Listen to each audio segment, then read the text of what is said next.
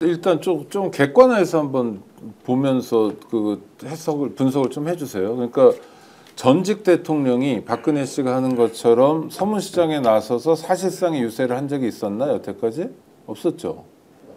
MB가 오늘 보여주겠다는 것처럼 청계천에서 이런 퍼포먼스를 보여주면서 대선에 개입한 적이 있었나? 아니, 그러니까 누군가 방문하면 의례적인 덕담, 아유 뭐 잘 되면 좋겠어요 이런 거 말고 이런 장면은 여러 기억나는데 이렇게 굉장히 역동적으로 움직인 적이 있었나요? 김진일 평론가. 없었습니다. 없었죠. 예. 이거 처음이죠. 초유의 사태죠. 이 정도로 역동적으로 움직인 적은 없었고, 다만 이제 지난번 총선에서 뭐 문재인 대통령 전 대통령도 이를테면은 조금 유세라고 하기에는 좀 애매하지만은 부산 지역에서 이제 그 본인이 이제 마을이나 이쪽에서 좀 했는데, 이게 결과적으로 좀 뭐 소위 말하는 역결집을 부르지 않았나 이런 분석들이 있어요. 그래서 이번에는 아예 문재인 전 대통령이 지금 수사를 받고 있기도 하지만은 지금 아예 안 나타나시잖아요, 지금. 네네.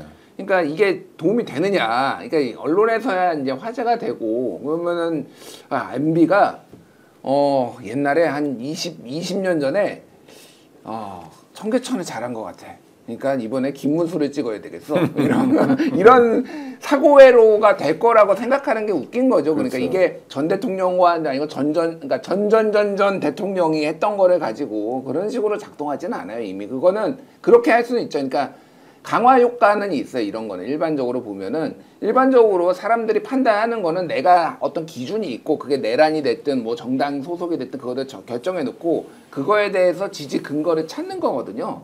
그러면은 국민의힘 이제 김문수를 찍어야 되는 사람들이 그런 거죠. 나는 이미 마음은 김문수를 찍는 거 정했어. 근데 MB가 나와서 청계천을 걸어. 그래, 청계천을 만드시는 훌륭한 분이네. 역시 김문수를 더 찍어야 되는 이유가 생겼네. 이런 식으로 자기 암시 강화 효과는 있는데 지지하는 후보를 바꾸는 거는 거의 없다라고 보시면 될 것 같아요. 예. 그러면 MB는 정겨운 평론가 말씀하신 것처럼 MB의 목적, 박근혜의 목적 때문에 움직였다 이렇게 보는 게 타당하겠네요. 그래서 채를 모아놓으면 어떤 식으로든 본인들에게 법적 책임을 져야 하는 상황이 오면 그때부터는 정치 탄압이라고 얘기할 거 아닙니까? 네. 훤히 드러나 있는 없는 죄 만들어가지고 덮어 씌우는 거 수백 번 압수수색하는 거 말고요. 실제로 해놓은 엄청난 해외 비리와 같은 것들이 드러났을 때 이제 탄압이다라고 몰고 가려면 한 사람이라도 편을 묶어놔야 되는 거 아닌가요?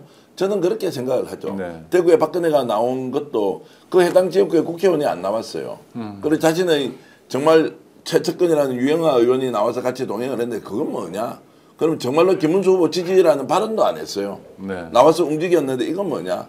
좀 나쁘게 얘기하면 다음 지방선거 때 시장 후보 누구 내세우려고 하는 거 아니야? 뭐 이런 느낌이 저는 바로 들기 때문에. 왜냐하면 선거 끝나고 나면 각자 나름대로 노력한 게 있으니까 거기에 대해서 일종의 전리품 같은 걸 챙겨야 할. 패배 한쪽에서도 지분 싸움이 있죠. 그렇죠. 네. 아니 이기든 지든 뭐 어쨌든 그 결과에 대해서 당권이란 게 있고 다음에 자기 지방선거 공천권 이런 게 있으면 뭐 그렇게 뛰어드는 여러 가지 복합적인 계산을 한 거 아니냐. 그럼 나와서 하면 김문수 참 좋습니다.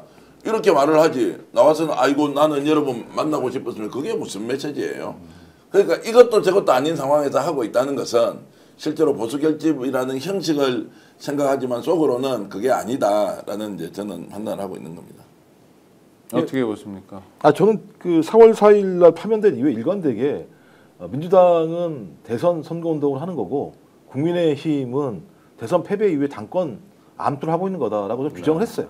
그러니까 지금도 나오는 게 말씀하셨던 것처럼 이명박이 나온들, 박근혜가 나온들, 이게 선거에서 어떤 얼마나 유의미한 반전을 만들어낼 수 없는 거죠. 그러면 그런 사람들 아래 살아갔던 많은 사람들의 가장 중요한 핵심적인 관심은 대선 패배 이후에 국민의힘 당권 또는 보수 재편 과정에서 얼마만큼 유리한 지분들을 확보할 수 있을 것인가, 그리고 연합 세력들을 만들어낼 수 있을 것인가가 좀 가장 중요한 관심사 중에 하나라고 생각을 합니다. 그랬을 때 자기의 어떤 몸값을 높일 수 있는 가장 중요한 방법은 MB도 청계천 갔어, 박근혜도 서문시장 갔어 라고 하는 얘기들이 저는 가장 중요할 거라고 생각하는 거예요. 그러니까 전 그래서 그런 과정에서 자기들의 몸값을 올리고 연합적인 서로의 신뢰와 실체들을 확인하기 위한 합종 연행 작업들이 지금 사전에 벌어지고 있다고 생각을 하는 거고, 저는 그것이 이후에는 중요한 형태, 이 사람들 다 따지고 보면 저기에요. 친윤 사람들이 다 뭐 박근혜 주변이든 아니면 MB 주변이든 다 친윤 사람들인데, 초기에는 MB 계들이 윤석열 정부의 핵심을 차지했던 거고, 그 중간중간에 박근혜가 약간 섞였던 거고 지금 상황에서 그런 과정들의 결과물들을 이후에 서로 나눠 먹기 위해서는 이 정도의 쇼잉은 당연히 해야 되는 거죠. 아니 상식적으로. 그 여름에 패딩 입고 다니는 사람 있잖아요. 그 사람이 전광훈 집회에 말씀을 내렸다 뭐 이런 거요. 이런 것도 김 박사님 그런 같은 차원에서 해석이 되는 겁니까? 그건 뭐 제가 볼 땐 자기가 살아있다라고 하는 부분들을 계속 확인해 주는 거죠. 이거 이미 제가 볼 때 지금 김문수 캠프는 김문수 캠프 아니에요. 지금 윤석열 캠프지 어떻게 김문수 캠프입니까? 그러니까 그러니까 김문수 캠프에 있는 윤석열 사람들이 윤석열을 배반할지는 잘 모르겠으나 네네. 지금 캠프의 구성 자체들은 이미 지난 윤석열 캠프 때와 거의 유사한 형태를 가지고 있고 그 사람들은 끊임없이 세력들을 자기도 가지고 오는 건데 가져오는 사람들 몇 면을 보면 김문수를 위해서 가져오는 게 아닌 상황이죠. 자기들을 위해서 가져오는 상황이기 때문에 좀 그렇게 보는 게 맞다고 그러면 생각합니다. 대선 캠프로서는 이미 붕괴 상황이다 이렇게 봐도 크게 틀리지 않겠네요. 제가 이제 이런 말씀드리면 뭐 오해를 할 수도 있겠지만 이런 상황에서 40%가 나올 수 있다. 그게 일단 첫 번째 저는 이해가 잘 안 되고요. 네. 그래서 어제도 여론조사 전문가한테 이런 상황에서도 어떻게 40% 나오는 겁니까? 라고 하니까 통계적으로 잡히는 부분이 있어서 이렇게 저렇게 뭐 말은 할 수 없다. 그러면 제가 잘못 보고 있는 거네요. 지금 전반적인 민심의 흐름을 뭐 이렇게 이제 말을 주고 받았는데 생각보다 저는 많이 벌어질 거라고 봅니다. 그리고 어떤 요소를 보더라도 결집시킬 상황이 별로 없다. 투표율이 높아야 한다는 것은 민주당 지지자들은 적극적으로 나와서 투표를 하자는 호소이기도 하지만 투표율이 떨어지더라도 오히려 득표율 격차는 더 많이 나지 않겠느냐는 것이고 그러면 남아있는 것이 이준석 단일화다. 단일화가 물 건너갔는데 지금도 단일화하라고 하지만 단일화가 지금 어디 있습니까? 한 사람이 산타는 것밖에 없죠. 물 건너 갔습니까? 저는 물 건너갔다고 생각을 하죠. 아니 그러니까 오늘 밤이나 내일 새벽에라도 이준석 사퇴를 통한 단일화. 그 이준석이 지금 그러면 물어야 되는 그 선거 비전 누가 다 갚습니까? 그거를 담보로 단일화하는 거 아닌가요? 합당해야 됩니다. 합당 안 하면 승계할 방법이 없어요. 그럼 합당을 그러면 아니, 오늘 문제가 되는 합당을 거예요? 한다고요? 후보 아니, 매수제가 되는군요. 그러면 선거가 그러지 않으면 아니 대선이 끝났는데 합당을 한다? 그럼 선거 비용을 자기들이 문다고요? 그렇게 할 수가 없지. 소고발해서 할 수 없는데 지금 합당을 하면 할 수 있겠죠. 아니 안철수도 나중에 나중에 합당했잖아요. 자 그렇게 해서 그럼 그 비용을 다 안을 수가 있습니까? 네. 그 부채까지 다 그래서 아직까지는 시간이 남아 있다고 얘기하는 근거 중에 하나인데 그런 것 때문에 얘기하는 거고. 그러니까 정확하게는 네. 빚을 진 거죠, 이 당이. 그렇죠, 그러니까 채무. 선거 비용을 다 쓰고 빚을 졌는데 부채가 있을 거 아니에요. 네. 그러면 합당을 하면서 부채까지 모든 거를 다 승계하는 조건으로 우리가 해줄게라고 이렇게 되는 경우가 지난번에 이제 국민의힘 윤석열 안철수 단일화했을 때 이미 있기 때문에 지금 하든 뭐 뒤에 하든 대선 이후에 하든 크게 합당에 있어서는 시기는 크게 상관이 없고 네, 이제 그건 불법도 아니고요. 예, 그렇죠? 불법이라고 보기 어렵죠. 그거를 뭐 네. 이를테면은 그거를 조건으로 뭐 한다 이렇게 해서 뭐 무슨 매수에 무슨 네. 증거나 이런 게 나오기가 힘들잖아요. 그러니까 그렇죠. 그런 거 대충 그냥 인지상정으로 사람들이 그러나 보다 이렇게 판단하는 거고 제가 말씀드린 거는 단일화를 어떤 여론조사를 봐도 지금까지 나왔던 거 기존에 그 여론조사 공표금지 기간에 나왔던 걸 봐도 그냥 쉽게 보면 반반이에요. 반반. 이준석의 표는 반은 이재명한테 가고 반은 김문수한테 갑니다. 어떤 거는 심지어 이재명한테 가는 게 더 많은 것도 있어요.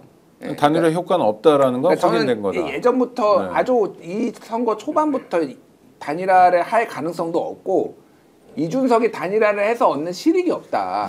예, 이준석은 국민의힘이 붕괴된 다음에 그쪽에 당을 접수하거나 아니면은 뭐 이렇게 정계 개편 상황에서 뭔가를 노리는 사람인데 지금 굳이 단일화를 해서 소위 말해서 내란 세력과 손을 잡는 이런 거를 해야 될 이유가 없다라고 이제 받고 그렇게 이제 되는 거죠. 그래서 저는 단일화 가능성 없다라고 보는데 민주당에서는 계속 이제 얘기를 하는 게 아까 얘기했지만 지지층 결집 그 끝까지 긴장감을 놓지 마. 근데 단일화를 하더라도 효과가 없기 때문에 저는 뭐 사실 대선은 끝났다 계속 얘기 드리는 거예요. 정의당도 지난번 대선 때 부채 때문에 채무 때문에 아주 힘들어하는데 그래서 이게 뭐 기력을 회복하지 못할 정도인데 개혁신당도 그런 부담을 갖게 될 거 아니에요. 그거 어떻게 해나가죠? 오늘 방송 어떠셨습니까? 마음에 들었다면 구독, 좋아요로 스픽스를 응원해 주십시오. 여러분들의 구독, 좋아요는 가장 큰 힘이 됩니다. 스픽스 구독, 좋아요.